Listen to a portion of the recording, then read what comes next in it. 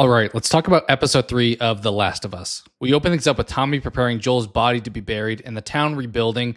There's definitely a lot more mourning here compared to the game, which makes sense. We show Ellie waking up in the hospital and freaking out. I get the point of her being traumatized here, but I didn't love this scene or pretty much any of the early hospital moments. The town therapist has a few scenes in this episode, and I don't really get the addition of her character other than getting dialogue out of our main cast. Like, we have a scene where she's just watching kids play baseball. It kind of felt out of place. Ellie's eventually released from the hospital, and then she gets emotional seeing all of Joel's stuff. Dina then admits to having information on Joel's killer, and Ellie's ready to seek her revenge.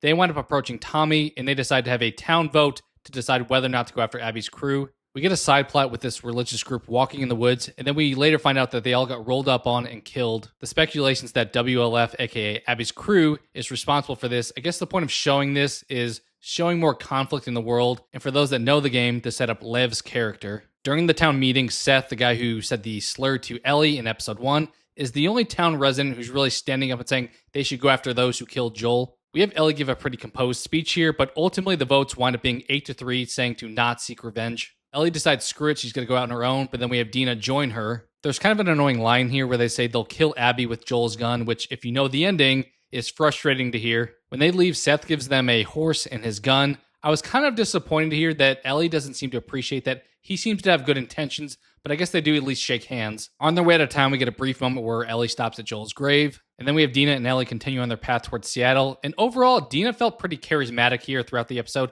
and her relationship with Ellie does provide strong chemistry for the show. Although not having Joel here, even in a flashback, was pretty glaring in some ways, and we'll see if they can maintain the show's success without him. It also felt strange that Abby wasn't in the entire episode. We just end the episode with the WLF squad marching in the streets. In the game, I thought I remember you playing as Abby pretty much right after Joel's death, and the story doesn't really focus on her here, so they didn't really do a good job of making her relatable in this episode.